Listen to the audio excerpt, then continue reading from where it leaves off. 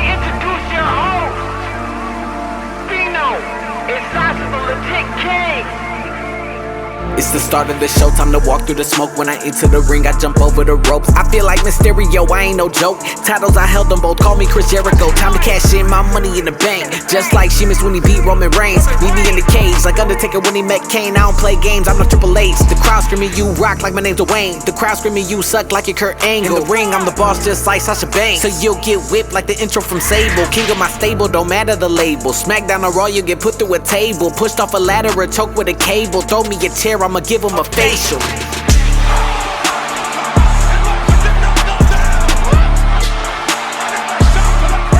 It's the start of the show, time to walk through the smoke. When I enter the ring, I jump over the ropes.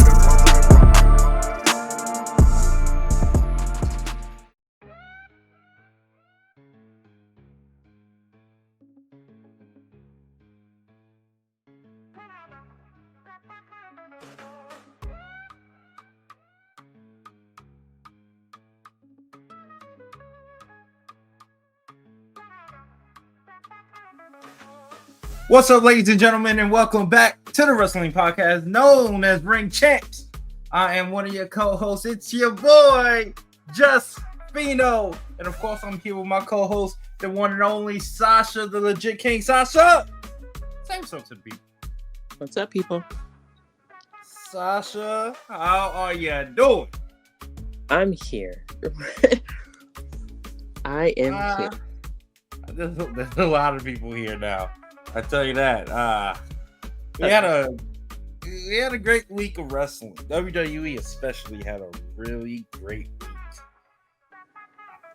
I was really impressed with Raw's, NXT, Smackdown. I mean, great job. But did we not say that like things would pick up after Clash? Once again, we're on this. Like, we've been hitting it.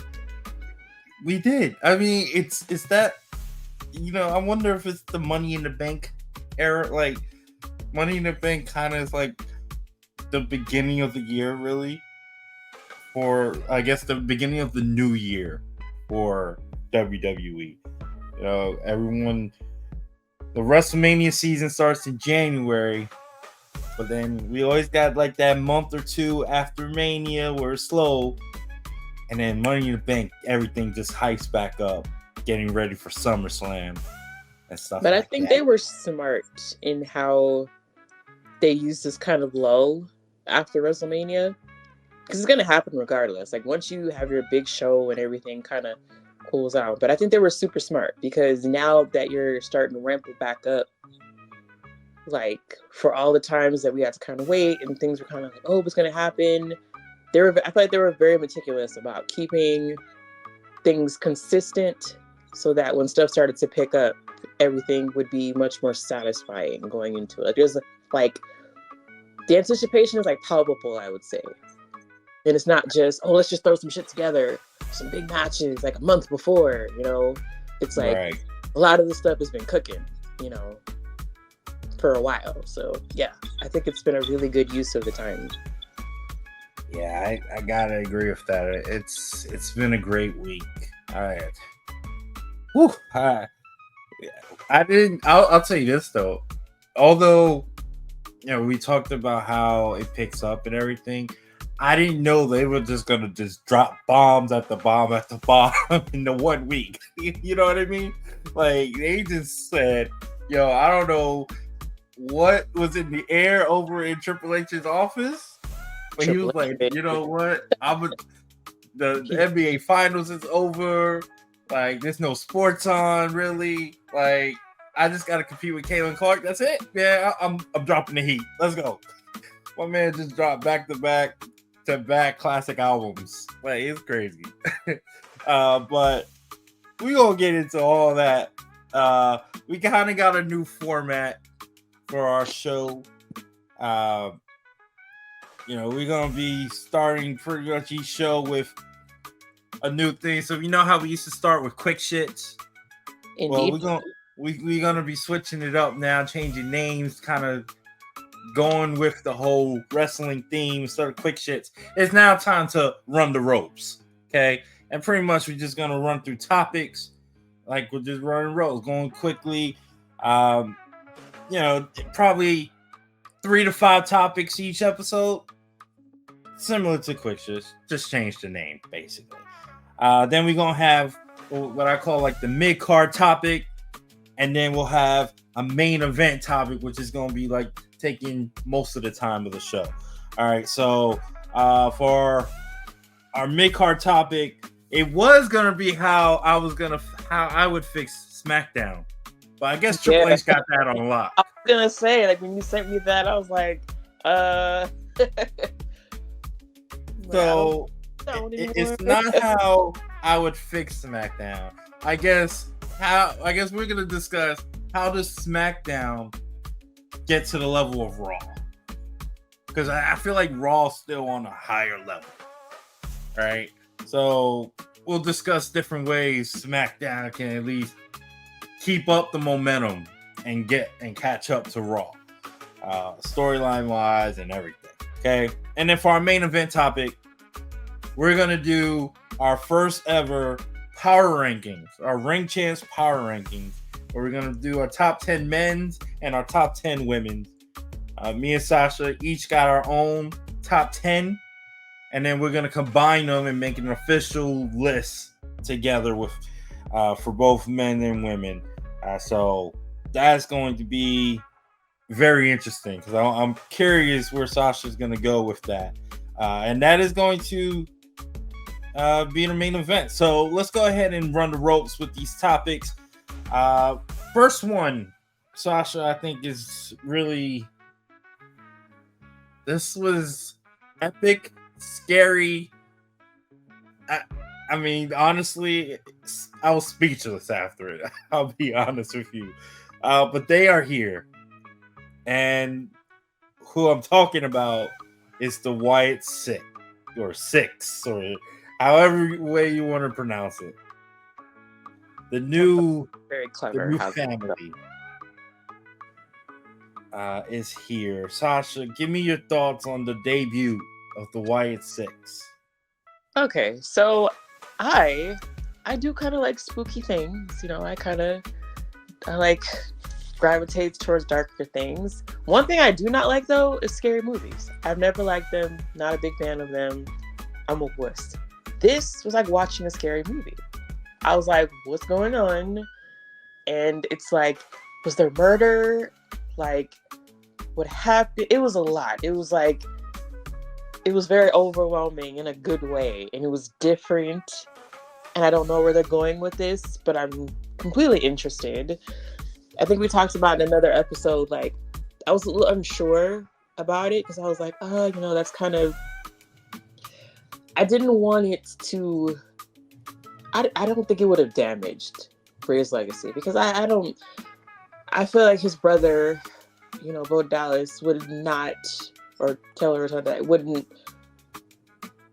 do anything to damage his legacy. I was just worried about like how it would work in this era, because as innovative as Bray Wyatt was, sometimes the problem was that it didn't gel as well with what was going on at the time, or it became a little like too much.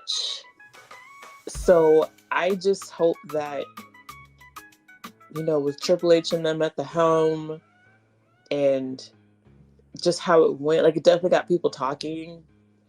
And I'm still a little bit scared of that, but I'm really willing to go along with the ride. And I think that's the difference in this era than previous. It's like, I'm a little unsure, but I'm excited and I'll go with it. So it was definitely cool. I like the fact that they're giving Nikki Cross something to do. Dexter Lumis, Joe Gacy. I'm happy that Eric Rowan's back.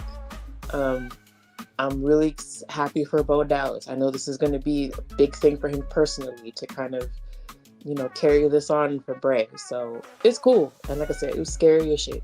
I don't know if you ever seen Nutty Professor, the first one, where like at the end, he was like going back and forth between Buddy Love and being Sherman.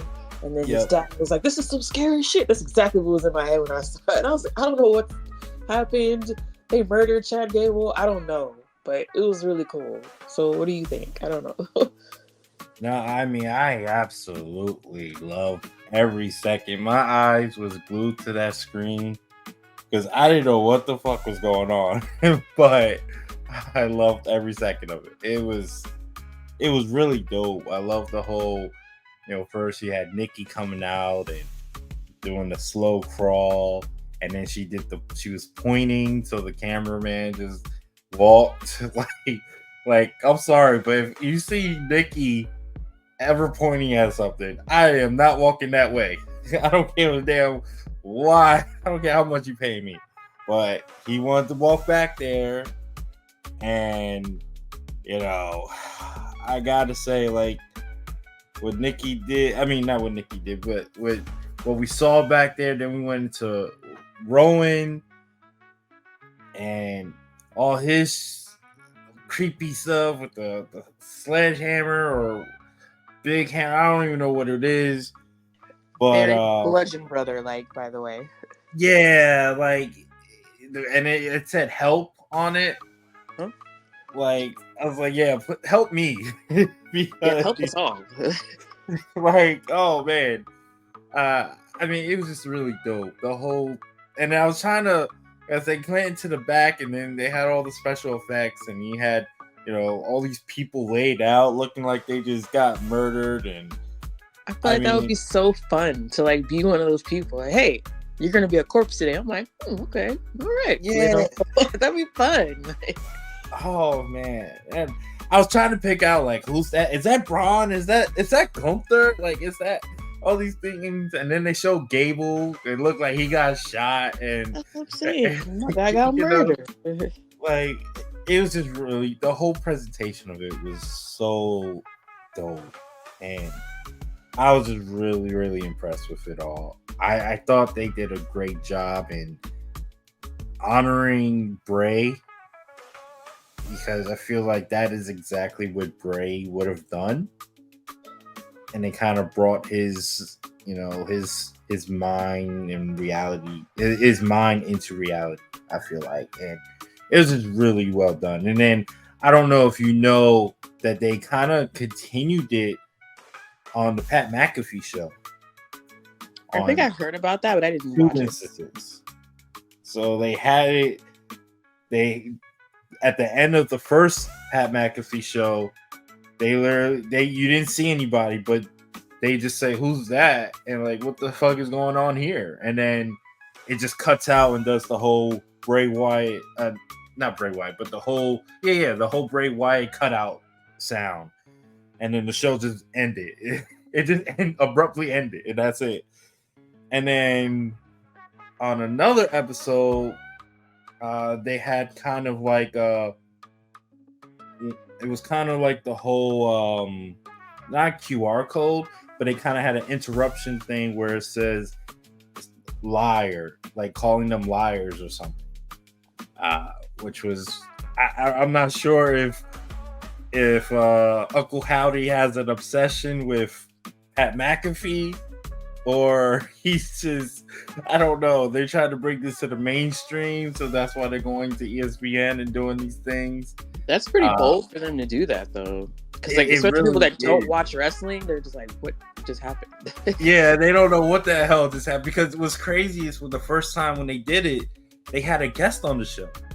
And the guest was there live. And like, they were mid-conversation with them. And then they just ended the show. So I just thought that was pretty dope. And so I'm really interested in what they're going to do, and how they're going to continue it.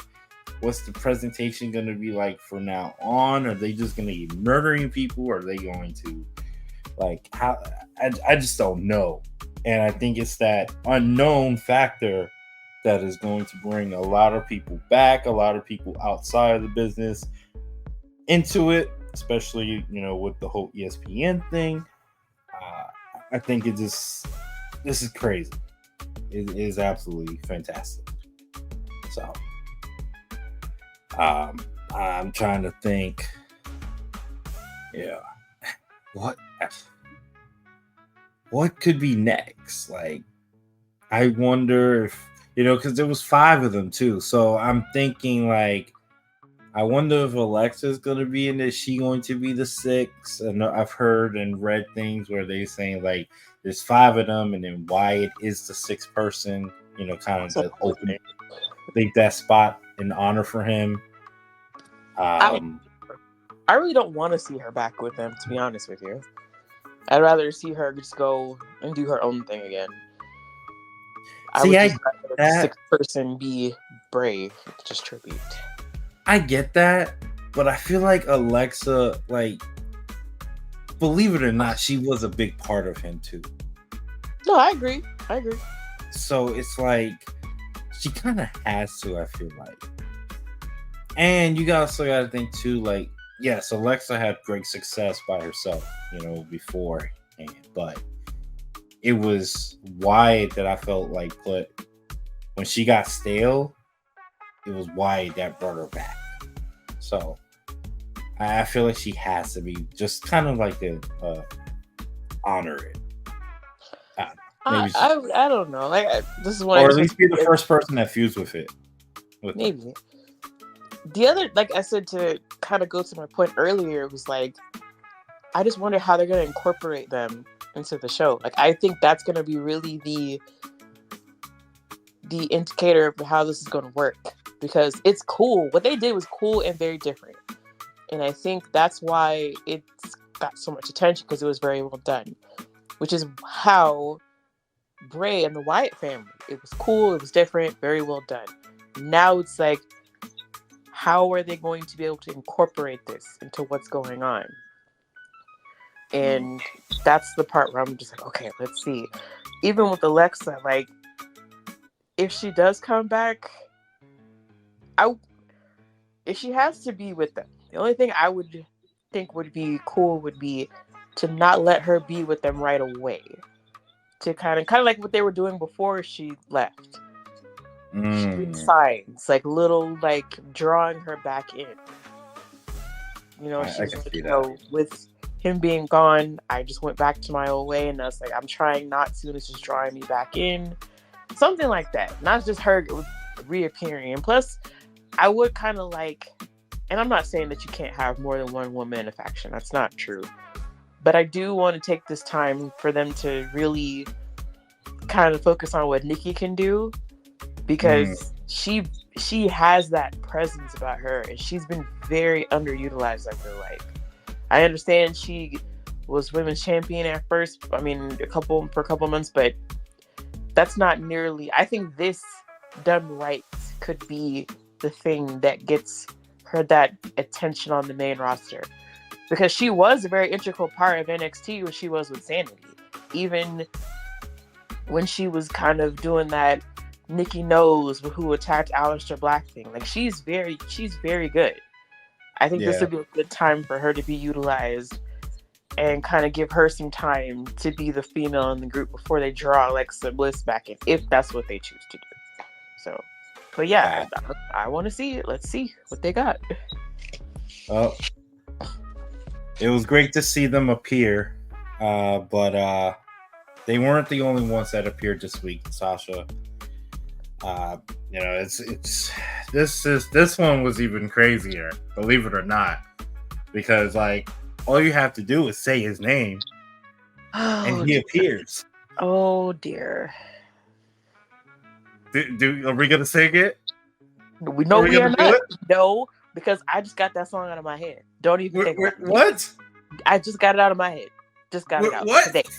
Say his name and he appears. I believe in Joe Hendry. That's right. I had to. Because Joe Hendry arrived in NXT. What a way to start off NXT.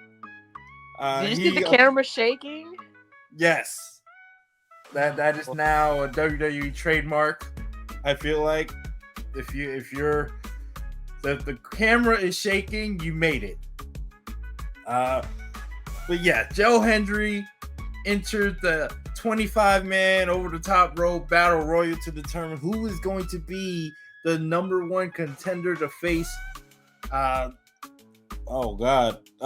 Trick Williams, sorry. Had to call.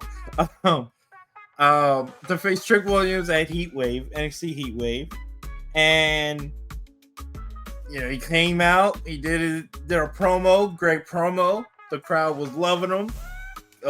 Crazy reaction because everyone was shocked, just like I was. And Joe Hendry, number one. He's had this is his video was like the highest viewed video since WrestleMania 41. WrestleMania 40, which is absolutely nuts, especially all the craziness that happened at WrestleMania 40. I mean, Joe Hendry is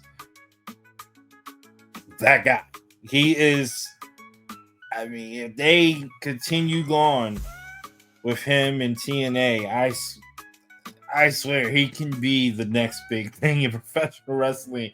He could be a person that could carry TNA. I don't know how long he's signed with TNA or anything like that. Not sure of his contract status, but he can be the guy in TNA, and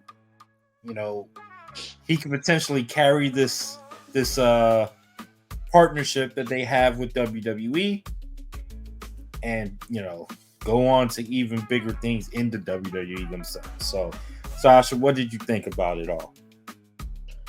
So, even though you've been trying to get me to watch Joe Hendry, I have not, because I hadn't had the time. So this is my first time. My first time hearing the whole song. My first time really seeing him, hearing him take the first time. And it's like, the song we've established is very catchy. But when he turned around and like the face that he made, I was like, he's going to be a problem. Like, for the first time seeing him in the presentation, I'm like, this guy does not look scared at all. Like, this man's like, I was ready for this. He's like, I was waiting for y'all to catch up. And I'm like, he's going to be a problem. I haven't seen him wrestle, but just from like, I guess the new popular word is aura. I'm like, oh, he has it. Okay. Like, cause I was like, his promo, he's very, well spoken. So yeah, as much as it pains me to admit that you're right about something, I find myself starting to maybe consider believing in Joe Hendry. Maybe I'll get there. But I saw people were like, oh, he got thrown out. And as much as we keep saying it, guys, like, trust the process. Like, trust it. Because as soon as he got thrown out, I was like, that's not the end. There's no way. There's no way that they would be foolish to blow something like that. Because like I said, for somebody like me who's seeing him for the first time, I'm like, yeah, this is something. And just as I thought, there was like a video on social media right after with him confronting HBK, saying he can go on any brand. So methinks this isn't the last time we see Joe Hendry. And I think it's good for TNA, it's good for NXT. This is a great thing. I'm really happy that they're continuing it. And yeah, man, Joe Hendry, he's gonna be something. I haven't seen him wrestle yet, but I think he's gonna be something. Well, I'll be honest, I haven't seen him wrestle either. I've seen him in the ring do like a couple moves or something, but I haven't actually seen a match. But I will advise you, this is what I will tell you. Please watch his promos with AJ Francis. Okay. If you get a chance, just watch and listen to the songs that he did with AJ Francis or against AJ Francis. Just please, dude. Oh my God. He is on my list of people to watch to form my own emotional attachment to. Just like I hadn't seen Jordan Grace before. Now I'm like, oh yeah, I like Jordan Grace. So he's on my list. Don't worry. He's getting Speaking there. of Jordan Grace, she lost her title. When? I'm assuming it was at their last pay-per-view. Or no, not last pay-per-view. They're during the tapings. Because they tape their shows. But Ash by Elegance is now the new Knockouts champion. Oh, okay. Not sure if she cheated or anything like that, but you said what? I said, what do you think about that? I mean, I guess good for Dana Brooke. I'm sorry. And thanks for her elegance, whatever. But I'm still not a fan of her. So I'm not sure what her new character really is. It kind of looks like what Tony Storm is doing over in AEW. So, but to be fair, I haven't seen much of it, so I could be wrong. But that's just what it looks like. So I don't know. It is what it is. Jordan comes to WWE. But other than that, that's just how I feel. That's all I feel. So do a one of those loans where you let Jordan come to WWE on loan, whatever. We'll buy her contract out, whatever. Anyway, let's move on to the next topic in our running the ropes thing, and that is, speaking of AEW, Shane McMahon has apparently and allegedly reached out to wrestlers in AEW about joining the company. McMahon wants to be all elite. What impact do you think that can have? I don't know, to be honest with you. I saw this and I was like, I don't believe that, but I guess let's just treat it like it's true. Not saying it is, but let's just hypothetically. And this is according to JR. Good old JR. So I'm just saying. Okay. Well, I mean, it would definitely be interesting, I guess. Is he going to be like, I just don't want to see him wrestle. I love Shane McMahon, it's my guy, but I mean, I like him, not my guy, but I just don't want to see him wrestle for one. And would you just have him as an on-screen character? Would you have him help behind the scenes? Is this something to kind of get that initial jolt, shot in the arm, and then it won't mean anything in 6 months? I understand that would be probably the biggest coup of them all. Of all the big signings that they've had, I feel like that would be, if it happened, the biggest one, because you're essentially saying the person who was supposed to be the heir to the opposition is coming aboard. So I get it. But at this point, I think I'm just kind of without buying into the tribalism, I'm just kind of I just don't, they don't capitalize on things the way I feel like they could. So I'm just it's not going to mean anything in 6 months to me. And I don't like to be negative about it. It's just that I just don't see it. If it happens, it's just going to be a thing, and then it's not going to be a thing anymore. But that's just me. Yeah, I'll be honest. I really didn't care. I was just curious what you thought, but no, I mean, Shane is going to be a huge pop if it happens. Right. It's definitely going to be something that people are going to talk a lot, but at the end of the day, is Shane gonna move a needle? No, he's not he's a wrestler. Creatively, I don't know really if he did anything creatively in WWE as far as being a boss. I don't think he did any work in creative that I'm aware of. I mean, I'm sure he's worked with them, but I don't know if he's been credited with anything that stood out. So, I mean, I'm not sure how he could help there. I mean, he could help Tony run the business, I guess. But, I mean, Tony's doing pretty well, I think, by himself running it. As far as, business-wise, maybe not creatively, but business-wise, I think AEW is doing pretty damn well.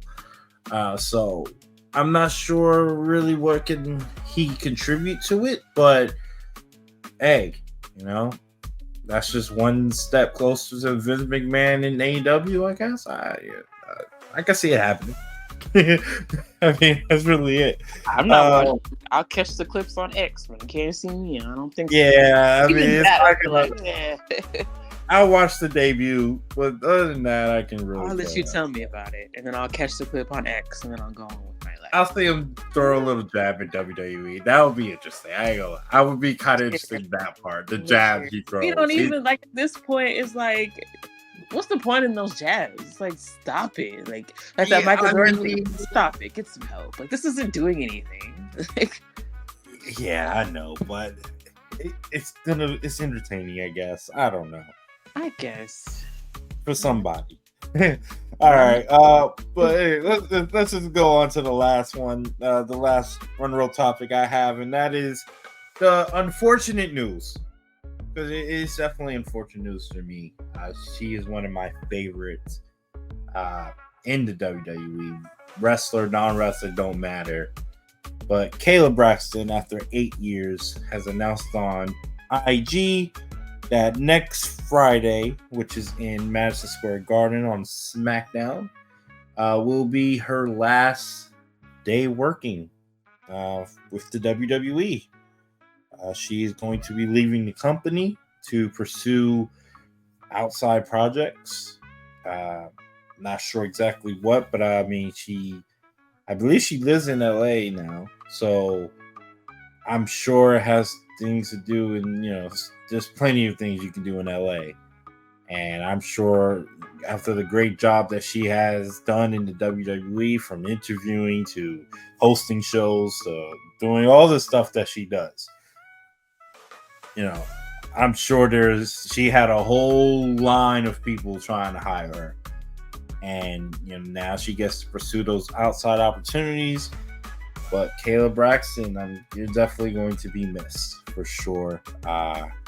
Sasha, do you have anything to say about Kayla?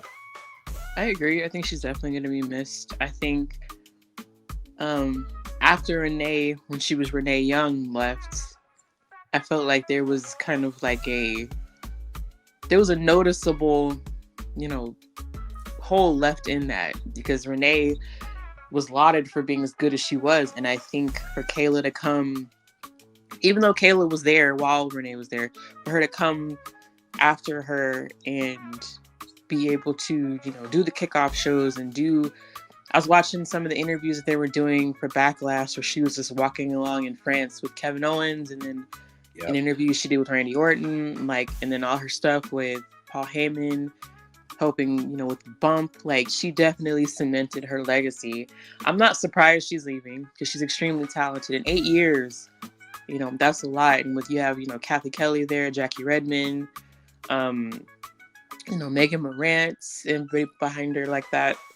I think she definitely left her mark, and I think this is probably I could see why she felt like this was a good time to kind of put a pin in it and go on. But she definitely did her thing, and kind of like when Renee left, it's going to kind of be that hole with her gone. But I look forward to seeing who's going to step up and, continue the torch, because she definitely continued on after Renee left and made her own thing. So she's definitely going to be missed, and I'm excited. I follow her on Instagram, so I'm excited to see where she's going to go next. So I think she's going to do well.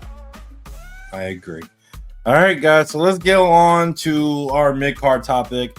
And like I said, it is going to be on how do we believe SmackDown is going to keep up the momentum after this past Friday and catch up to Raw. So the reason why I brought this topic on, well, first, as I mentioned earlier, it was going to be how I would fix SmackDown. But after the work Triple H did on Friday, I'm going to just back off, and I'm just going to give some advice to Triple H on how to keep it up. So, first off, this whole bloodline thing, yes, it is finally to a point where, okay, now I'm excited again, because I've been waiting for Jacob Fatu for the longest, okay? I've been telling you, Sasha, this guy is a force. He is, oh man.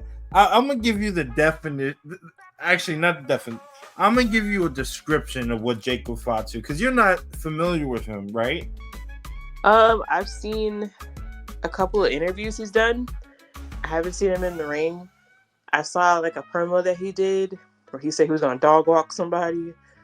So Okay. he said that with his whole chest. So I'm not. This I is. believe you that this guy is. He's got I'm gonna stand on business. So I'm gonna tell you this. This is the perfect description of Jacob Fatu.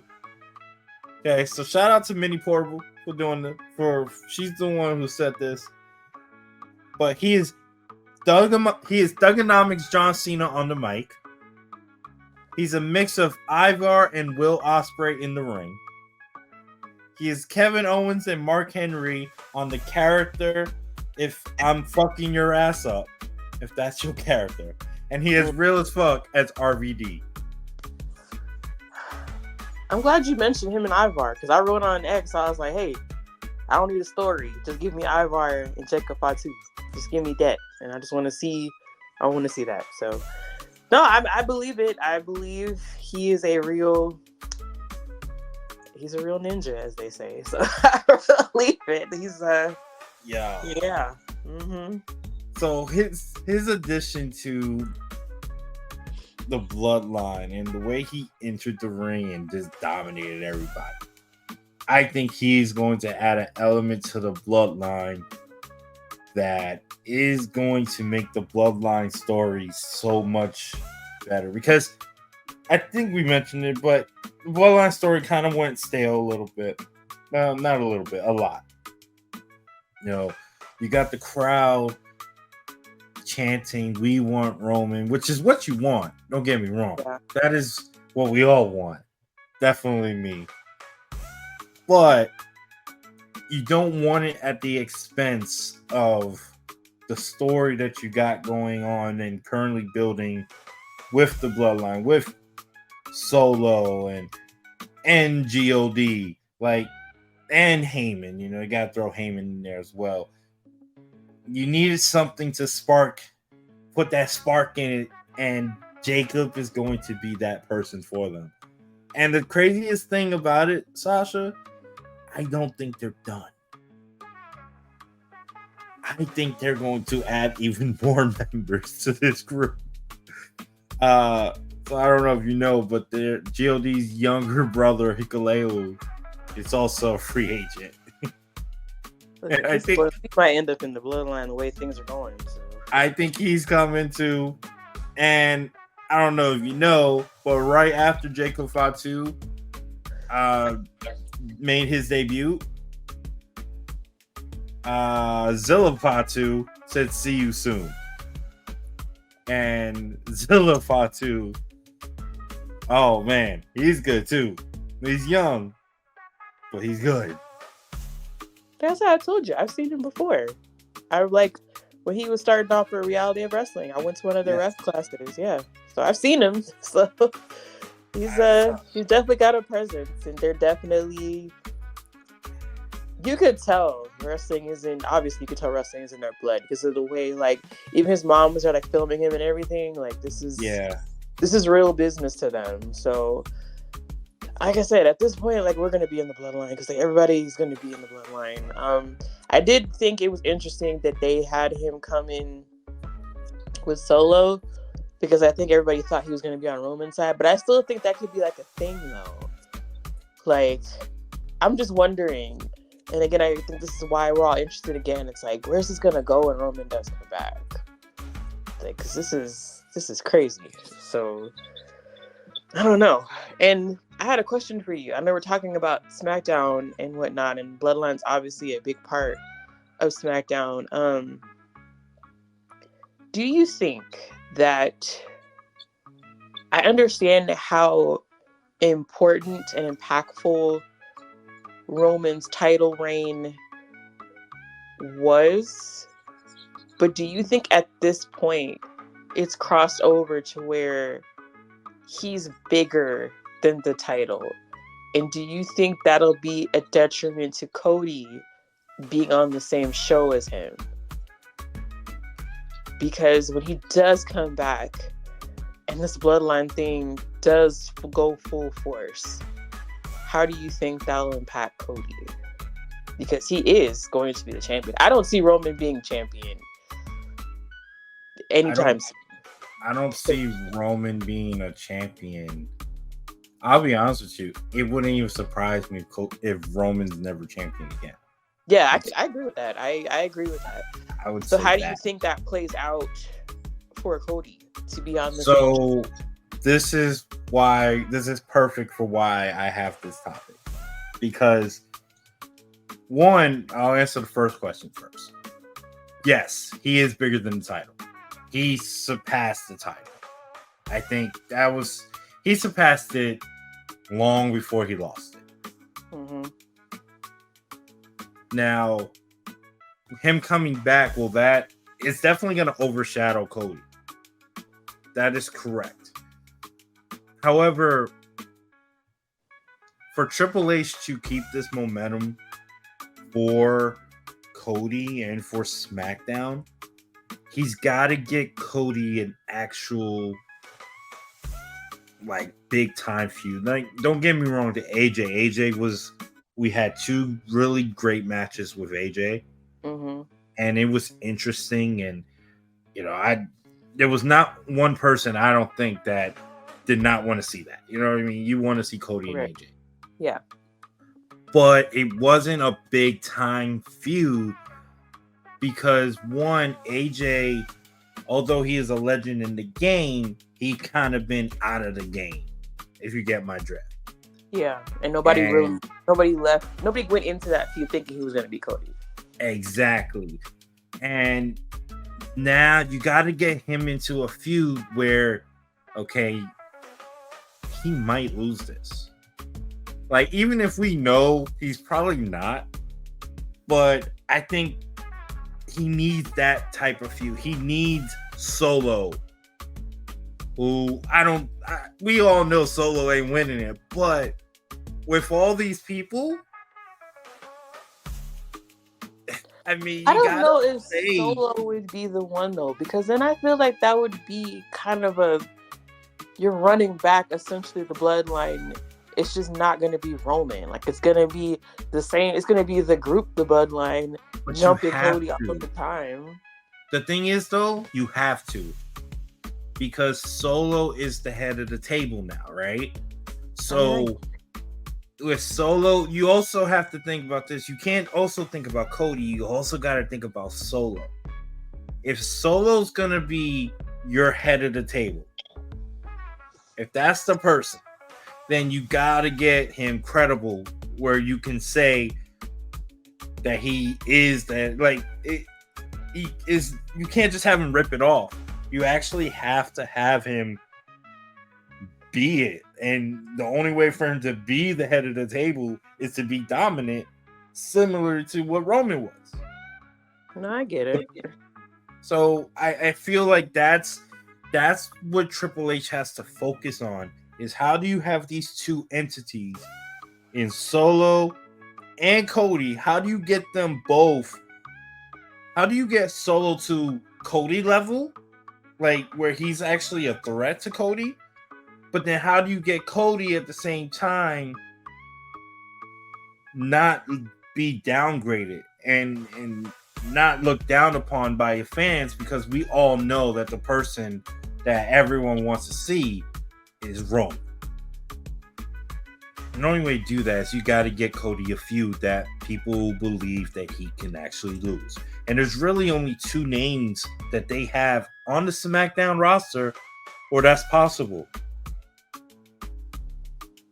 One is not yet, but it'll be Solo. And the second one is the feud that you brought along a long time ago. It's a feud you wanted to see the most. And that's Randy Orton. I'm ready for that. This is like they're gonna be hopefully my Drew and CM Punk. That's what I want. And that's what Cody needs. He needs that feud. And if Triple H can work his way to making that happen, that can carry SmackDown. While that feud alone can carry SmackDown. I mean, just look at Raw real quick. their biggest names are not in the building. Seth Rollins is not there, although he just came back. Great to see Seth Rollins. Okay, surprise return, amazing. But Seth wasn't in the building.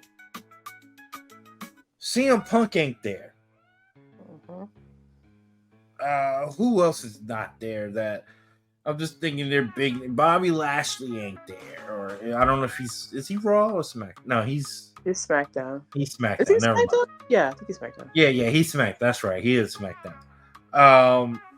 Well, those are two. Seth Rollins and CM Punk are not there. Rhea Ripley's not there.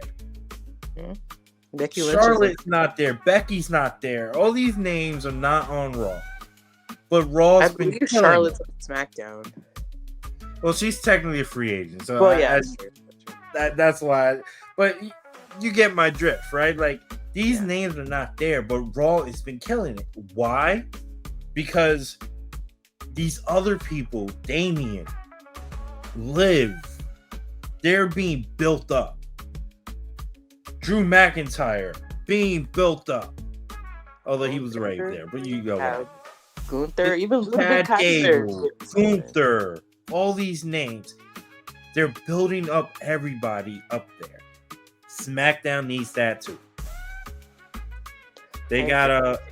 I love what they're doing. And there's another thing I think SmackDown needs to do. Besides building people up, the way they can do it is SmackDown needs to focus more on the wrestling. Whereas Raw has more time to build on storylines. I think what SmackDown needs to go back is to their roots. SmackDown always had great wrestling, or with a mix of good storytelling, but they always had good wrestling, even when Roman was around. Yeah, that's what they need to build on. What do you think? I mean, I agree with that. Even when they had the brand split the first time, SmackDown was definitely the wrestling show. I do agree that they could stand to do a little better. And I think they're, like I said, the Bloodline's doing, kicking into that next gear. I think as much as, Logan Paul does get that exposure, not having that secondary title, I feel like if you're not going to have the secondary title be defended as much, okay, fine. But I think in order to kind of help with that, I think they really need to, and we've said this before, tap into those tag teams. If you're going to have the U.S. champ, if you're going to have the title on Logan Paul, he's not going to be on every show. This is the time to capitalize on tag teams, because Raw, I like Awesome Truth, but this would be something that would really help. And this is even a callback to the first brand extension. You have the SmackDown 6 and these amazing tag team matches that they have. Let this be something that has SmackDown stand out in comparison to Raw. Because then it's like you're having twice as many wrestlers involved in these situations. So that would kind of help take care of a lot of getting more talent on, because you have DIY, right? Did they move New Catch Republic? I don't remember if they did. They are SmackDown. Okay. You have Cedric Alexander and Ashanti the Adonis. You have teams. You still have the Street Profits. You have teams. Build that up. If you're not going to have your secondary title, that would help stand out. As far as the women's division, I mean, I like Bayley. I think she's a good champion. I think that I want to see how I feel like the Raw's women's division's been a little, maybe not lately, but as a whole, I feel like it's been stronger than the SmackDown women's division.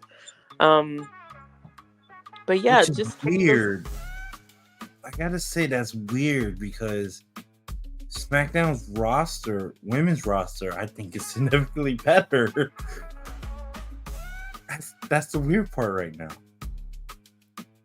Yeah, I agree. They have more women as far, but it's still not. I feel like you kind of have in holding period. Like, I see that they're trying to maybe make Tiffany and Nia Jax a thing, which is Love fine. that, by the way. I love Yeah. But yeah, maybe just a little bit more stories with the women, because I feel like as much as Bayley is champion, I feel like there's other women that are kind of overshadowing it, like Bianca and Jade and things like that. You know, Nia's, like I said, she's kind of in a holding period until SummerSlam. I feel like maybe now they're going to try to ramp it up, or maybe closer to Money in the Bank. I don't know. But yeah, I really think that tag team thing might be what they need to give it a shot in the arm, because it would really set it apart. But I agree, just they're doing things really well. Don't get me wrong, they are, not complaining. But I do kind of miss that different feeling between the shows that we had, you know, the first time. And as much as people like to harp and say, oh, the first brand split wasn't that good, it was to me. I really enjoyed it.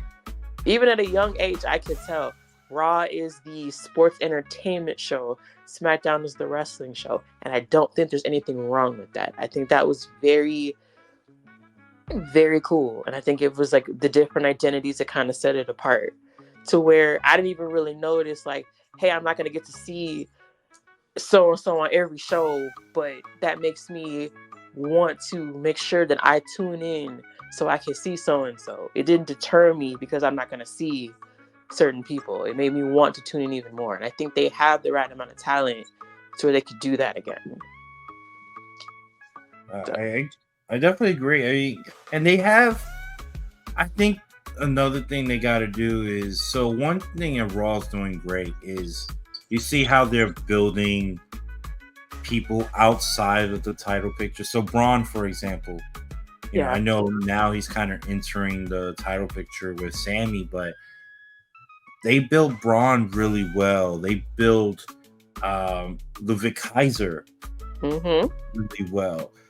Like, I love what they're doing. Now, you can say it's because they have more time. It's a 3-hour show, whereas SmackDown is more obviously condensed with just 2 hours. But there's ways even a 2 minute.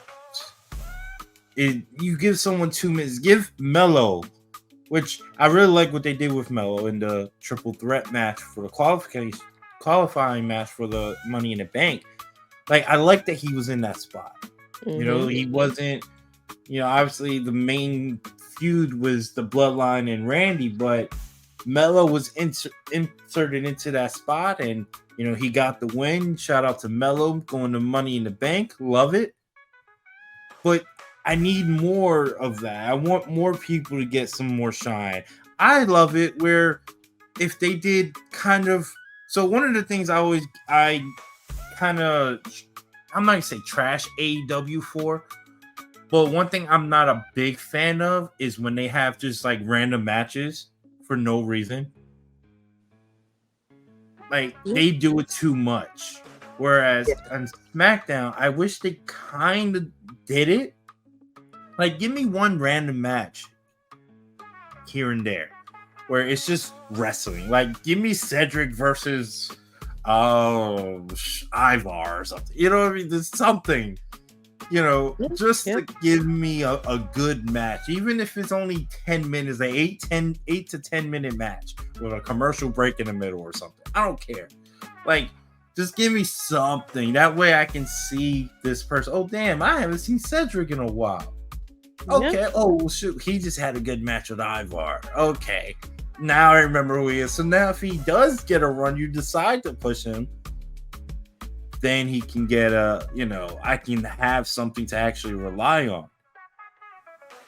I love how we're using Ivar as our go-to guy. Like, I wish you'd get better, because I love this for him. Like, yeah, he's the guy. I mean, Ivar is a really great wrestler. So I was just watching one of his interviews where he was talking about some of his favorite people he likes to wrestle, and he talked about Ricochet. So, and I just thought about, like, when he wrestled Ricochet in a singles match on Raw a few months back, it was like, I think it was the anniversary of when they had the tag team match where it was the War Raiders versus Aleister Black and Ricochet. and they had it in the same building. It was kind of crazy. So that's why he's stuck in my head. But yeah, it's just like I want to see things like that on SmackDown. You mentioned the tag team division. Thank you for bringing that up, because their tag team champions are splitting up, basically. I mean, that's what they're doing.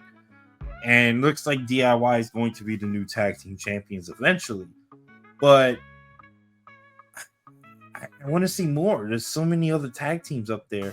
I think DIY could be that team that brings the tag team division back up. But the problem with that is, what do I want for DIY?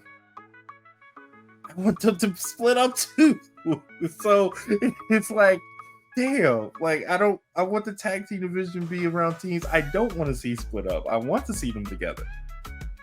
So I think there's still time for that. I think they're still relatively new. They're not. I mean, Tommaso's been there longer on the main roster, but I still think there's time for that.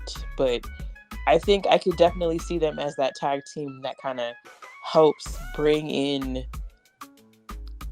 kind of like that resurgence of tag team, wrestling. Not to say that it hasn't been there, but like just really kind of bring it back to the forefront in this new era. Similar to what they did in NXT. Yeah, exactly. So, and then to have them, bring up the division, I can kind of see, them bringing the division back up, building it stronger, leaving it better, and then splitting up, right? Kind of like they did in NXT. So I'm not mad at that. I'm just kind of waiting to see, like, okay, when they're gonna pull the trigger on this tag team thing. Because I do feel like that's kind of been like the weak spot of this whole thing, the tag teams. So they finally did split the titles at Mania, so that's one way to move some things forward. So, but yeah, definitely letting SmackDown have that would be pretty amazing.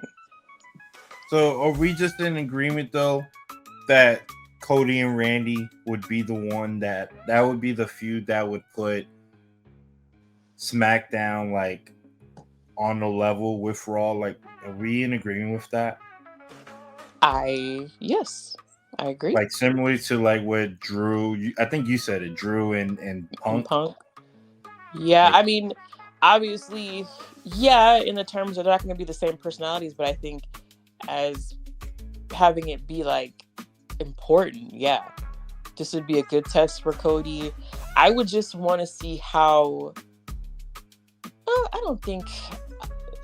I think we all know that Randy Orton's a menace, so I kind of like that for him.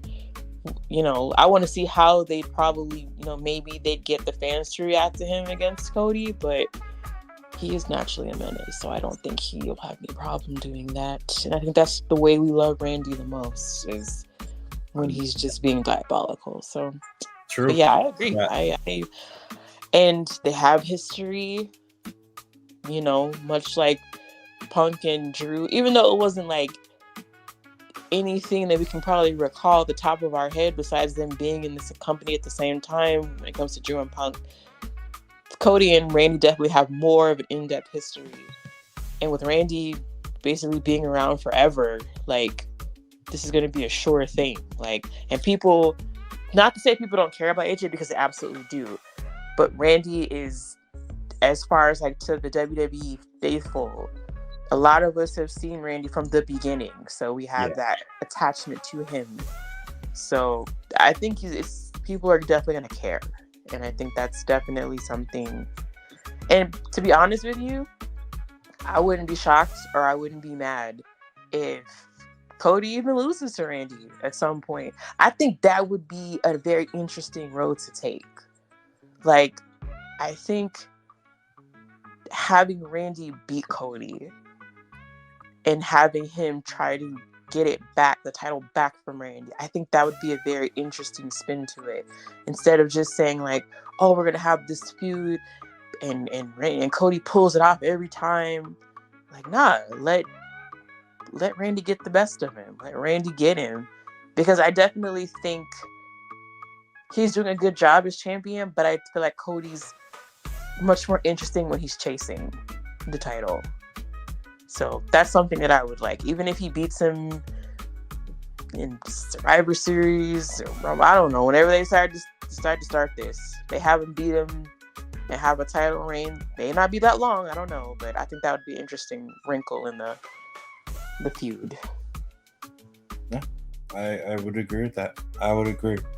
All right. Well, I don't have the voice of Mark Henry, but it is it's time for the main event. But yeah, our main event topic, ladies and gentlemen, is our first ever ring chance power rankings. So we're gonna do one for the men, one for the women. I brought my own. Sasha has hers, and then we're gonna argue and debate and whatever the case may be. This is what I really came to see, is us argue. Yes, that's of course. But we are going to make a combined list where we do have our combined 10 men and 10 women. Now, this is using superstars, WWE only people, Raw, SmackDown, NXT, all combined, all that good stuff. All right. So, Sasha, do you want to start with the men or the women? You can start with the men. Start with the men? Okay. So, I'm going to let you start it off then. You give us your rankings for the men. How about start from let's start from the bottom up. Okay. So you go ahead. All right. So for number 10, I have Javon Evans, right? Just because he obviously, we talked about that big battle royal on NXT. The big story, of course, was like Joe Hendry was there. Also, wasn't Frankie Kazarian there as well? Yes, he was. Yes. Yeah, but I think everybody kind of overlooked the eventual winner, who was Javon Evans. He's so young. Like, he's so young. But they obviously have a lot of faith in him. So I put him on number 10 because I think that's just a cool thing.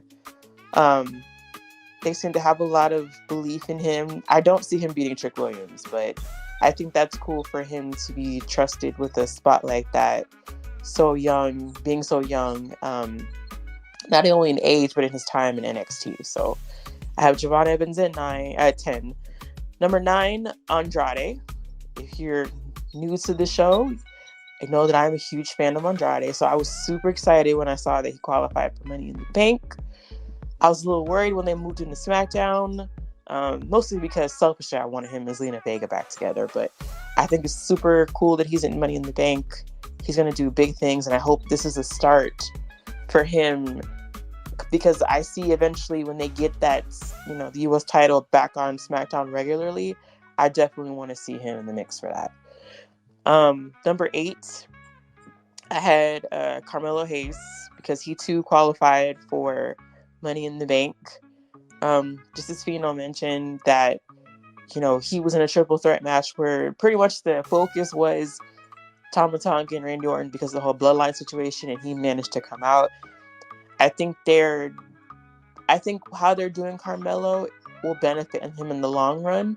He's kind of quietly making his presence felt on SmackDown, and I think that's going to work. And big wins like this definitely help. Number 7, you might think it's a little high, but I put Jacob Fatu at number 7 because he took out Kevin Owens, Randy Orton, and Cody Rhodes by himself on his first night. And I think with the anticipation and even with that and the surprise, made his debut, I want to say like his debut might have been stronger than Tama Tonga's. Like they're kind of neck and neck. Definitely stronger than Tonga Loa's. But I feel like instantly he's the one to watch in the bloodline just from that one segment alone. So that's why I put him at number 7. Number 6, Jey Uso. He qualified for Money in the Bank. He had that hilarious promo. I don't know if you saw it on, after Raw on the Wyatt 6, where he basically was like, they can have the Fireflies back because he don't want no problems with them. I think I watched that like 10 times. This is just funny. But no, I mean, I hope that we talked about Jey Uso, like how he needs a little extra something. And even watching that promo, I kept watching it and I'm like, I love this guy. Like, I just love him and I want something more for him. So I just hope that this is just keep going to the top with Jey Uso.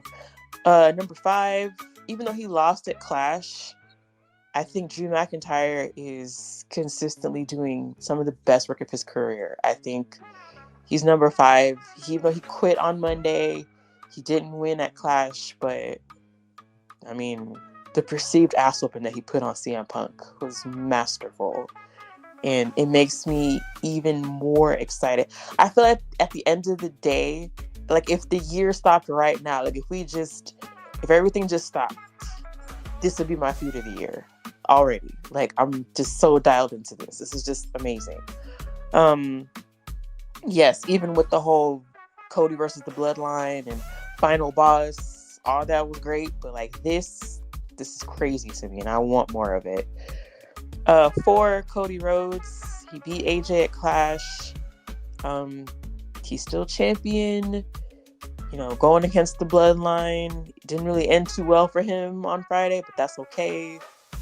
He's still Cody Rhodes. I think he's still in a good spot. Number 3, my champion and yours, Damian Priest. He's okay. I'm so happy that he's okay. He's wrestling Seth Rollins at Money in the Bank. I didn't see that happening. I think this title, I love how Triple H is doing his title run. I love it. I think he's going to be better for it when he finally does lose. But I think he's slowly but surely, people are starting to see how good he is and how this title win wasn't a fluke. I don't think he'll beat Gunther if he gets past Seth. I do think Gunther's time is coming, but I definitely think like Damian Priest is gonna. I think he should be like one of our most improved of the year, because for him to cash in, kind of almost be an afterthought in a feud as big as Drew and Punk, and still kind of making his way and cementing his place, I think that's definitely puts him in like a candidacy for being most improved. Like. And that's just beyond how I personally feel about him. Number 2, Joe Hendry. I know you're like, how did you put Joe Hendry over all these people? The numbers don't lie. This man was probably from the first chord of his song to when he got eliminated, probably like 5 minutes, even if that. And this man was raking up numbers coming from TNA. So that was enough to make him number 2. And we might have to argue about number 1 because, my excuse for number 1 is the majority of number 1 is male. There is a female, but male. So percentage-wise, I thought maybe I could still slide this in for the guys. But I have the Wyatt 6 as number 1 because as much as insanity that happened this week, I don't think anything was bigger than the Wyatt 6. So they're my number 1. So, what say you? Okay. We don't have anything in matches. I didn't think we would. Okay. We have names that match, just not in the order. All right. So, I want everyone to know too. So, when we do these power rankings, these are our current up-to-date ones. So, these are, every week they are subject to change. People are going to jump in, jump out. All that is all basically depends on what's currently happening. So if you're wondering why, oh my God, why is Roman Reigns not number 1? That's why. Okay. Because we all know he's number 1 in our hearts. But anyway, number 10. Well, actually, I do have a bonus one. Just I just had to throw this in here.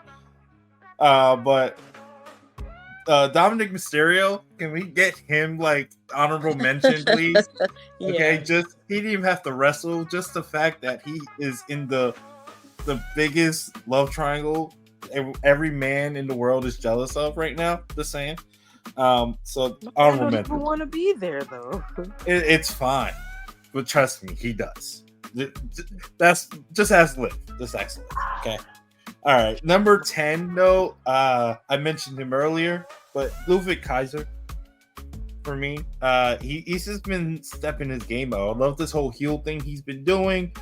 Where as a solo guy, him against Sheamus put on an excellent match, and I loved how he almost destroyed Sheamus, but unfortunately he got destroyed himself. But Ludwig Kaiser been killing it on the mic, killing it in the ring. Love it. Number 9, I went with the phenomenal AJ Styles. I mean, I love the whole Mark Henry thing he did, but we're kind of seeing, he's been having back-to-back close to 5-star matches with Cody Rhodes.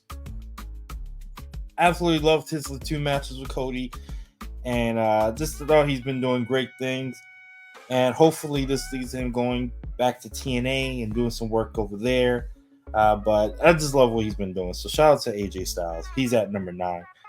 Number 8, I went down to NXT for this one. I went Obafemi.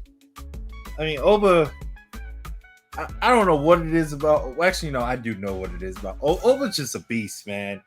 And I think he has the greatest walk in history. I don't think there's anyone if I could be anyone, if I can walk like anyone in the history of the world, I want to walk like Oba. When he comes out and he does that little shake thing with his shoulders, like it is just dope as hell. He looks like a beast. Like that's someone I don't want to fuck with.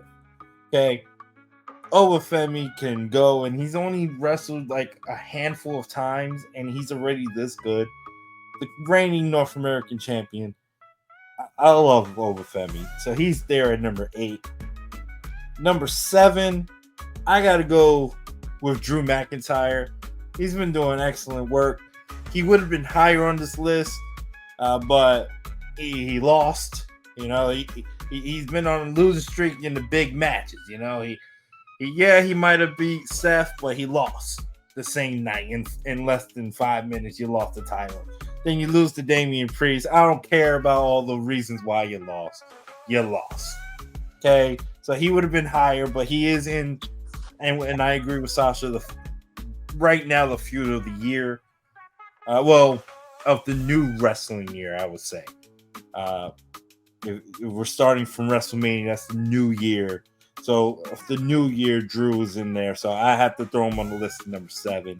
Number 6, I'm going with the man that's just been causing so much terror on the Raw roster, destroying everybody he sees, spearing everybody, and that is Braun Breaker. I mean, he just destroyed Ricochet, ended his WWE career potentially. We may never see him in a wrestling ring ever again. It is just crazy what Braun has been doing. He destroyed Ludwig Kaiser, my number 10 on the list. I don't know what he's going to do to Sammy, but Sammy, I wish you good luck. That's all I'm going to say. At number 5, I do currently have the Intercontinental Champion, Sami Zayn. He also has some excellent matches. He's also been in, I think, a contender for feud of the year as well with Chad Gable. Love everything they've been doing. Love his promo work of trying to get Otis and Maxine and all of them to see the light. But Sami Zayn, he's up there. Plus, he beat Gunther, so it's still carryover from that. Number 4, I went Chad Gable because his turnaround has just been sensational. From, he's been building slowly, and now he's to the point where it's like he's must-see TV, I feel like now. And although, he was shot in the head and this man was murdered and he was out of the match, but now he's able to compete. He somehow survived. The bullet completely missed everything. Won't he do it? It was great to see that he is back alive and he is able to compete. I actually feel bad now because that just made me think I forgot someone on this list I should have added, but it's okay. At number 3, I went with Jey Uso because Jey Uso, main event status. Like, he's been killing it. He has the hottest intro in the game. The fans love him. He's arguably right now the number one guy on Raw. And you got to give him his props. Got to give it to him. Number 2, I went Damian Priest. Mm-hmm. I mean, I really can't. I can't really argue against this man. He's been killing it. I think his promo work has been great. I think his wrestling has been great. He picked up big wins against Rey Mysterio, and that's a legend. So, plus, whenever he has to fix the job, he comes in there and he finishes the job. He destroys everybody. So, Damian Priest, World Heavyweight Champion. And then number 1, I went with Cody. He's just the number 1 guy in the company. It just... He hasn't lost since I don't know when. You got to go with Cody. He's still the hottest thing. But I will say there's people nipping at his feet. That's all I would say. Okay, I liked your list. I appreciate it. So Sasha, we gotta create an official list though. Okay, so. I like some names you got up there on yours. You like some on mine. Let's see how we gonna do this, okay? So at 10, you got Javon, I got Ludwig. I understand why you had Javon. I love Javon. I mentioned him a couple episodes ago.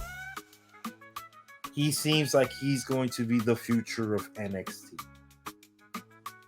My question to you is, though,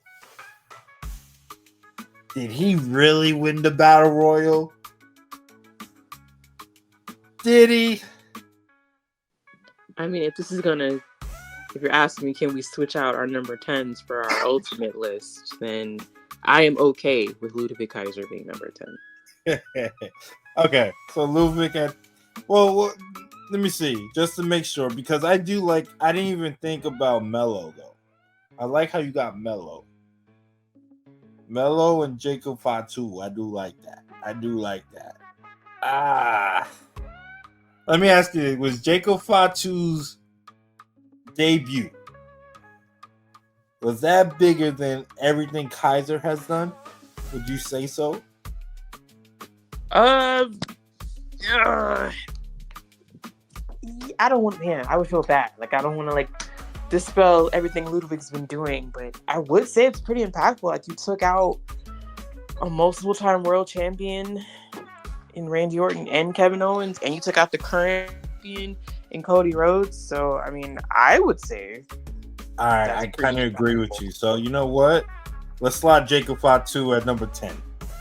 Okay. Let's do that. All right. Number 9. Okay, so I had AJ, you had Andrade. I also have... Let me ask you this. Do you think Mello and Andrade have had better, or are currently higher than Oba Femi? Because you didn't have Oba, which I'm shocked you didn't have Oba. See, I think this was hard for me to do because it's like narrowing it down to 10 with so many people on 3 brands was kind of hard, and I am kind of kicking myself that I did miss Oba Femi. I am okay with putting Oba over Carmelo and Andrade. Okay. Because he's had more going on than the other two. So, okay. Would you put AJ over Oba? On my list, I didn't, but I'm asking if you put AJ over Oba, then Oba will be number 9. I'm okay with Oba being number 9. Okay, Oba at 9 then. Okay. Because AJ, I mean, but then he lost both times to Cody. So, and Oba has not lost. So that's the thing. Like, are we going to base this off of wins and losses? the We quality could of do. the I, match. I think it's overall, just overall. I think in a way, are we going off of AJ Styles being AJ Styles?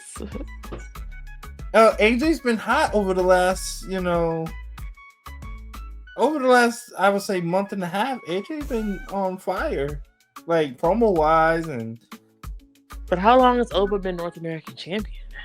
he's been North American champion for as long as I lived. I feel like. I mean, like Oba is just that man. I'm okay The with only Oba. thing with Oba is he ain't on.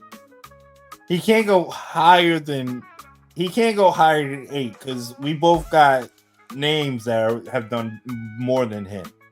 So I'm okay with him being 9. 9, Are you? okay. Yeah. No, I'm cool with that. I had him at 8, but I'm cool with that. I'm cool with him at 9. Like I had a toss up between him and AJ for me. But you also got some names up here that I think that I didn't even think of. I didn't even think about Joe. I figured you would say he was too high, but I was literally just going off of numbers. Well, he's got to be on the list because of the numbers. I didn't even think about Joe Hendry. I'll be honest with you. I think that you can walk into a company that you're not contracted to work for. Yeah. And considering that TNA doesn't even get as much exposure as, I would say, like they're number 3, you would say? Like, as far as like wrestling in North America, it's number 3. Yeah, they're definitely number 3. Smashed you did record numbers for somewhere you don't even really work. I thought that's why he was so high. I don't think he's gonna be on the list maybe next week if they don't do anything with him. Certainly not. Maybe it's not as high, but I thought since we're very much of a social media numbers driven society, that was pretty huge. All right, so I'm good with Joe at 8. Okay. All right, there you go. So Joe Hendry at 8. All right, at 7. So I had Drew. You had Fox. You had Jacob, but obviously we got Jacob in there already. I think so. I had Drew at 7, Braun at 6. You got Jay Uso at 6, and you had Drew at 5. So we have Drew in a kind of similar situation. But I feel like, do you think Drew is over Braun? Yes. You do? Okay. Would you be okay with Braun being there? Yeah, that's fine. Okay. All right. So we'll go Braun at 7. All right. At 6. Is this where you want to put Drew? Or do you think Drew's been higher? Because you had him at 5, I had him at 7. So we split the difference. That would be 6. Because I had Jay at 6. The only reason why I put Jay at 6 is because, yeah, he got that big win for qualifying, but he's still a little aimless, I think, for all the good things he has going on. And I think that's why he wasn't higher for me. Okay. So I know that. Okay, so you have Drew. You know what? I would be fine if you want to put Jay at 6, and then Drew at 5. I'll be fine with that. Yeah, that'll work. All right, we'll do that. Jay at 6, Drew at 5. All right, so we got the top 4. So we know 2 of the names is Cody and Damian. That's 2 of the top 4 for sure, right? So we got to come up with the other 2. So the names that qualify for this based on our list, we got the Wyatt 6. We got Chad Gable, Sami Zayn. Trying to see who else. Yeah, that's really it. Because everyone else we basically already used. So the Wyatt 6, Chad Gable, and Sami Zayn, 2 of them go on the list. Because, like I said, I'm pretty sure Cody and Damian are up there. So, out of those 3 names, which 2 should go on the list? Wyatt 6 and Chad Gable. I agree. Who would you pick first? Who should go at 4?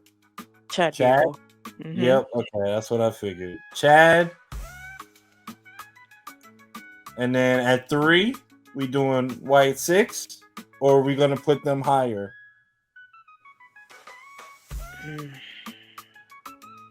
Again, I only had them at number 1 because of, and I didn't even think about that whole Pat McAfee thing. For you to have that Oh, that's true. crossover on the ESPN thing, it's pretty huge.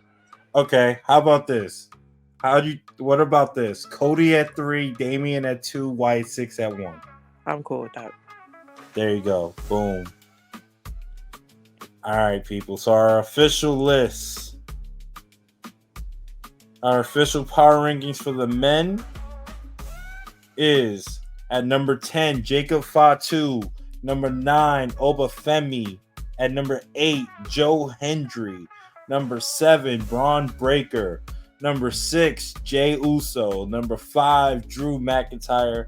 Number 4, Chad Gable. Number 3, Cody Rhodes. Number 2 is Damian Priest. And number 1 is the Wyatt 6. That is the first official power rankings for the men's from the Ring Champs podcast. Now we go on to the women. And Sasha, I'll start this off, man, for the women. At number 10, I have the new North American Women's Champion, Kalani Jordan. At number 10. Number 9, I kind of cheated. For number 9, 8 and 9, I kind of cheated. I went with tag teams here, so I'm just going to put them together. At number 9, I went with the new Women's Tag Team Champions, Alba Fire and Isla Dawn. At number 8, I went with the tag team of Bianca Belair and Jade Cargill. I just think that those two tag teams, I love their match, even though their match had a bunch of, it had some flaws. It had a bunch of flaws, but I thought the match was good, and I did kind of like the build up for it. Bianca and Jade have actually done a really great job as tag team champions. So I really like the work they've been doing. And I like their finishing move. It's unique. So I got them at 8. At number 7, I got the women's champ, the WWE Women's Champion, Bayley. I wish she could have done... She would have been higher on this list, but I feel like she kind of took a step back. So for me, I had to lower her down. At number 6, I got Lola Vice. Lola just been killing the game. I mean, honestly, it's really kind of hard not to have Lola up there. She's been killing it. Big wins over Natalya, big wins over Shayna. Excellent match at the last pay-per-view. So Lola's up there for sure. Number 5, I got Io Sky. Io, she's just a genius. I mean, great matches, and I'm liking what they're doing with damage control. She's saying it's got to change. It's got to change. I wonder what that means. Is she going to add someone to the group? She's going to kick someone out? I mean, is Julia going to go to the main roster, straight to the main roster? I mean, I don't know. So I'm interested in what they're doing. Love what Io's doing. Excellent matches over the last couple weeks as well. Number 4, got to go with I feel like eventually going to be the new face of the company. The new face of the division. I'm sorry. Lyra Valkyria. I think Lyra's been doing great work since she's been on the main roster. Great matches for pretty much everyone. So I like what they're doing with Lyra. Number 3, I went with the Queen of the Ring, Nia Jax. She has turned her career around, I feel like. A lot of people did not like Nia, didn't want her back, and I feel like now that's kind of changed. I think people are happy with what she's done. Done a lot of great work since coming back. I'm thinking of all the matches she had with Becky Lynch, and they were great matches. And match she had with Lyra, and her little mini kind of one-day feud with Jade. I thought that was well done. Gotta love it. Number 2, I went with my girl Roxanne Perez, the Prodigy. She's been killing it on NXT. Had a great match with Jordan Grace. And just leading that women's division to the top. The best women's division in the company and in the world right now is NXT. So Roxanne Perez. And then number 1, I mean, I don't know if this was a part of the revenge tour, her taking Rhea Ripley's spot on my power rankings, but she is killing it. Liv Morgan is definitely the number 1 person on the women's power rankings for me. So number 1 storyline too in the company, you can argue. I mean, she's doing everything. So yeah, Liv Morgan, number 1. That is my power rankings. Okay, good list. Again, when you first pitched to me this weekly, I started thinking, okay, like what have they done within the last like week or so, maybe 2, considering we just came off of some PLE. So that's literally how I was ranking everything. So I don't have like Nia Jax, I don't have on there. I was kind of like, oh man, like should I put Bayley on here? Because she did retain, but I kind of echo what you feel like she's kind of taking a step back as champion, because she really doesn't have any like thing. She doesn't really have that anything to really sink her teeth into as far as a feud. I think that's part of the problem. I think she's so respected and so well liked, but like she doesn't really have anything like super interesting going on in her title reign. So mine was literally just from like Battleground until this week. That's how I did my rankings. Okay. So I had Jada Parker at number 10. And because she has definitely been inserting herself, I think she did fine in the ladder match. She's had matches against Michin. She's been interfering in matches. Like, I think she's really, outside of the obvious reasons, some of the people on the internet like her, I think she's really coming into her own personality-wise. I want to see more of her in the ring, but I definitely think she's going to be a big name going forward. Number 9, as you were talking, I know we're probably going to switch this person out because you mentioned somebody that I kind of had forgotten. I put Lash Legend at number 9, and I know you're not like a huge Lash Legend fan, but again, I like her style that she kind of works that quote unquote. She's much bigger than a lot of the girls. I thought that bump she took during that ladder match was sick. Like when she came off the ladder onto the ladder out, like that was ridiculous. That looked really painful. I could see her breaking off from Metaphor. I think given the time to maybe focus and kind of zero in on who she is as a character, she could still be extra, but in a more focused and streamlined way. I think she'll definitely be a bigger name in NXT. I think she has it in her. I think she's definitely different than the Last Legend that we saw first, when she first debuted. You just gotta look real close, but it's definitely there. Io Sky at number 8. Because I believe she qualified for Money in the Bank this week, so that's good on her. Michin at number 7.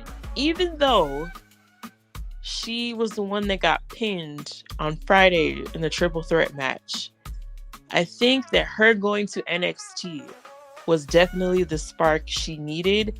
It hasn't so much translated on the main roster, but I like what she's been doing. We talked about in the preview show how she was the most tenured person in the match, her and Fallon Henley. I think it's really smart how they're using her with people like Jada Parker. And, I still don't think she's quite done going after the Women's North American title. I don't know if she'll win, but she's definitely a welcome presence there. And that's just good for her. She went from, she did lose, but I think this is a real turning point for her, and I want more from her, so I'm happy for her. Number 6 is my pick for Miss Money in the Bank. As soon as they announced this match, Bianca Belair, Michin, and Chelsea Green, people were instantly like, "Oh man, Bianca Belair is gonna win." I knew as soon as I saw it, Chelsea Green was gonna win. I knew it, and it happened. This is gonna be the year Chelsea Green. She's gonna be so ridiculous. The only complaint that I have is I wish they hadn't changed the intro of her theme song. I don't feel like we need to hear, Chelsea Green twice in, in a span of a minute or so. I liked her old intro with the whole, shh, it's Chelsea, but that's a very small thing. Chelsea Green, man, she's awesome. I think she's gonna win Money in the Bank. I don't care what anybody says. When she wins, I don't want to hear nothing. I have your girl Lola Vice at number 5. You cannot deny, even though she's twerking over people, she is notching up big wins. So I'm not even mad at that. She has had probably the most unique and interesting character development out of all the other women on the NXT roster, in the fact that she looks great, but she's taking this path of where she's trying to prove how tough she is, like how just I look good, but I'm this and I'm that.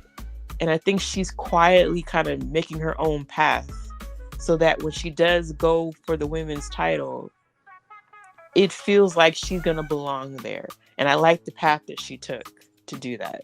That's why I have her so high. Liv Morgan at number 4. She's still harassing Dominic Mysterio. I feel bad for Dominic Mysterio. This man's trying not to get beat up by mommy, but I don't know, man. I don't know. It's not looking good for him. Roxanne Perez, she defeated Jordynne Grace. She's this heel turn. You could definitely feel this feels more natural for her. She's really doing well. She's so solid in the ring. Like, she's another one. She's so young, but she's super, super solid. You didn't have her ranked as high. And again, this is from like the last 2 weeks or so. I have Kelowna Jordan at number 2 because she is, no matter what, she's going to be the inaugural Women's North American Champion. She was definitely a dark horse. I didn't pick her, but you mentioned that she was going to be a dark horse. She's already had a successful title defense, I should say.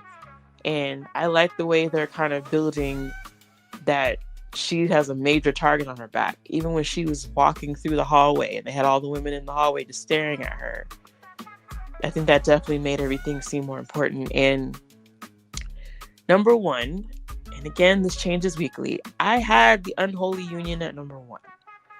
Because, yeah, I know. Because they won in their home country. Nobody thought that they were going to be the ones to beat Bianca and Jade. They've had a successful title defense. And outside of maybe Katana and Kaden, they're really the only real like tag team they had on the main roster. Like, other people like Shayna and Zoe were thrown together, Bianca and Jade were put together, but they stayed the course. And that's why I put them, because that was probably the biggest win out of all these women on this list that had wins. That was probably the biggest win because nobody expected that. I know when we combine, they're not going to be that high, but I just thought like they're probably not going to be that high next week. But they had a pretty big week considering they didn't pin Jade or Bianca, but still a win is a win. Like, they're the ones that took it off of them, so can't deny that. I respect it. I'm shocked though that Liv is not number 1 for you, but I get it. See, Liv, okay. I knew when you put Liv high, as high as you did. The only reason why I say that is, while I'm entertained by her basically just harassing Dominic Mysterio, I question, what is that doing for the women's division in that meantime? Well, I mean, her next title defense is against. Well, they haven't officially said it, but it's gonna be Zelina. So I Which mean, is fine. But do you think Zelina Vega's gonna beat her? no, but it's to give she's getting the opportunity that she wasn't gonna get. Which is fine. I mean, But Zelina did face Rhea Ripley. Great. So, but can we all agree that we are literally just waiting for Rhea Ripley to come back and start ripping people up? But you can't punish Liv for that. I'm not punishing her, but as the champion, even you must admit, as much as people complained, oh, Rhea had some matches under her belt. I understand that Liv hasn't been champion as long as Actually, Rhea. No. That's the thing. She did not. People were saying Rhea wasn't defending the title enough. That's what I'm. No. I'm saying like they were complaining about her title reign that she wasn't defending. But she did when she did defend it. It was important, and she had really good matches. Well, but I feel like Liv's whole character right now is just messing with Dominic Mysterio. It's only been 3 weeks? When did she win the title? I understand. That's why I'm saying I'm not. She's still relatively high on my list. She's number 4. But I'm saying I get it. This whole thing is hinged upon her dealings with Dominic and by proxy Rhea Ripley. I get it. I mean, look, as long as we got in our top 4, we got 2. I'm sure you don't have Lyra. Lyra's had big wins, like especially over the last couple weeks. But I get it. That was a name I was a little shocked you didn't have. I'm mad at myself that I didn't have Chelsea. I totally blanked on Chelsea. The disrespect. I should have had Chelsea up there. I do regret that one. But okay, let's go ahead and let's come up with our 10 for the women, similar to what we did with the men's. Let's see what we got here. So at number 10, I had Kalani. You had Jada Parker. At 9, I also had Unholy Union, and you had Lash Legend. So I would imagine one of those 4 would definitely be releasing our number 10 spot. I'll be honest, I think I did have Kalani Jordan a little low. I think that Kalani Jordan should be higher than my 10 spot. So I think I'm happy with Jada being 10. Okay. Because I think Unholy Union should be higher. And then I think Kalani should be higher too. So I'm going to go with that. I think Jada at 10. You said you're good with that? Yep. All right. So Jada at 10. The only reason I didn't have her on my list is because I was kind of respecting champions. I gave some champions and Queen of the Ring some more, stature. That's the only reason why. Like, if they didn't have that title, Bayley would have been out of there. Just saying. No, like I said, I had to go from that, but I was thinking like, okay, from Battleground and Clash till now, that's what I went off as. I respect it. I had to do it for me. But I didn't want to be too biased as well. Right. So I had her number 1, or at least in the top 3. Anyway. All right. So 9. Okay, so I'm sorry, I can't have Lash. I don't think Lash deserves to be on this list. I figured you wouldn't. Let's see. You had Io. I had Io at 5. You had Io at 8.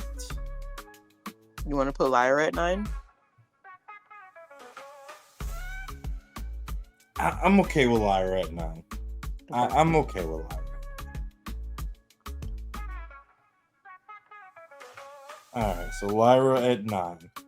All right, and number 8. Okay, so you don't have any love for Bianca and Jade? I mean, if we're going by the last 2 weeks, they lost their titles and Bianca lost. To Chelsea. Okay, so yeah, we gotta put Chelsea here. I mean, but then I did have Michin on here, and well, no, didn't Michin beat Jada Parker? Did she beat her? She did. Michin did beat Jada. Okay. So yeah, okay, no, then I'm fine. I mean, it could change next week, but I mean, to be fair, I would. Okay, how about this? Because I'm dropping Bailey out. Okay. Right? And I'm taking Bailey out of the list. She's out. I'm gonna take Bianca and Jade out too. I'm okay with putting at number 8 Chelsea at 8, right? And then Unholy Union at and then EO at 7.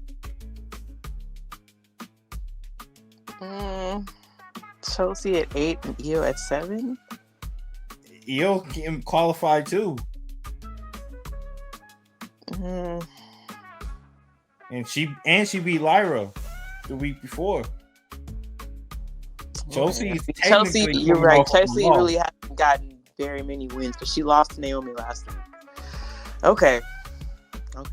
And she lost at Clash. Okay. Well, who? She got thrown out. She didn't lose. She wasn't in the match. That doesn't count.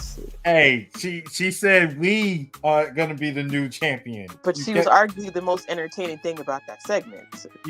I'm just saying she was saying she gonna be the champion too if they won. So she takes the L too. I'm fine. Just because EO has one more win than Chelsea, I will let you have that this week. All right. So now at number 8. 10, not 8. Wait. All right. So Jada at 10, Lyra at 9, Chelsea at 8, EO at 7. All right. So we're at number 6. Number 6. So we got the names in contention is Lola. We got. Oh, all right. Can we put Unholy Union here? All right. Or no? Wait. Actually, no. Let's put Lola here. At 6? At 6. Okay. We booed Michin off the list? Yeah, I think Lola is above Michin. I gotta take Michin because Michin is not higher than Unholy Union. All right. She's not higher than Kalani. She's not higher than Liv. She's not. But we're gonna let her be higher than Jada Parker, who she beats. That's barely. But she cheated. I don't even know if she's heel or face. What is she? It doesn't. I think she's face. She's. Yeah, I think she's fake too. Yeah, there you go. I said face. Don't play with me. she was heel on NXT and then face on SmackDown. Like, pick the side. She wasn't a heel on NXT. She cheated. She might be a heel to you because she cheated because she had the club with her and the club are heel.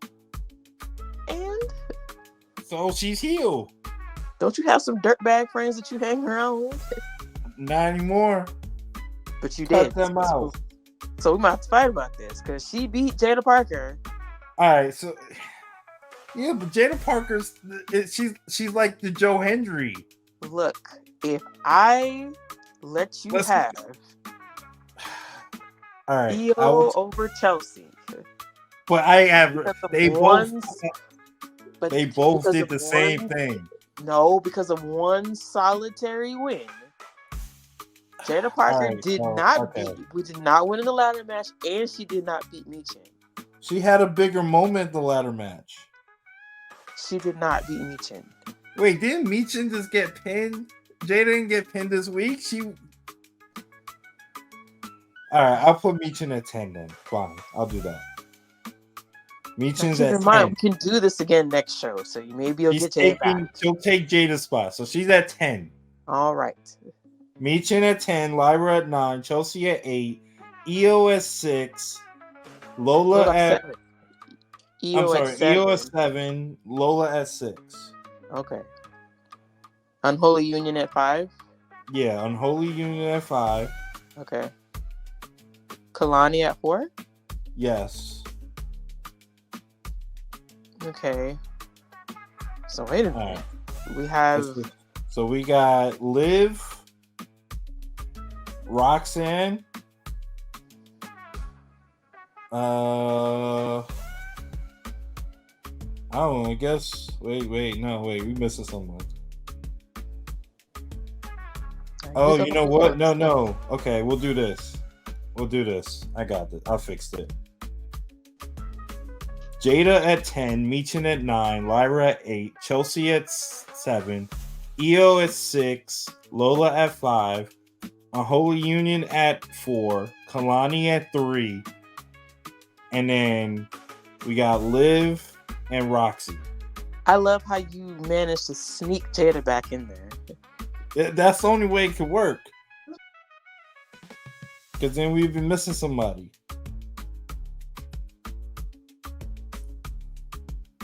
Okay.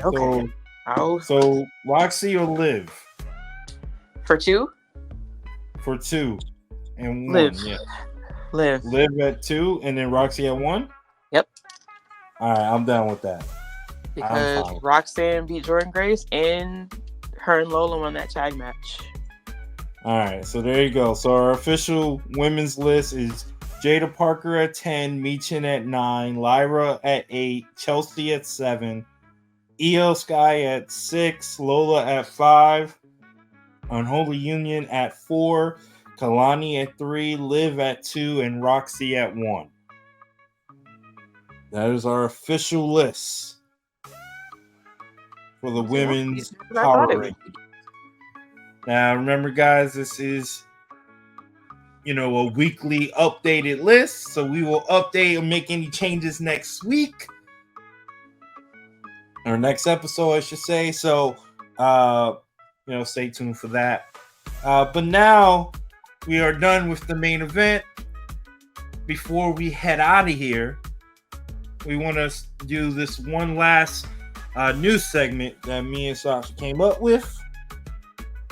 And it is basically, so when we created the Ring Chance podcast, one of the things we wanted to do was, make sure we give flowers to those that deserve it in the wrestling business, that just help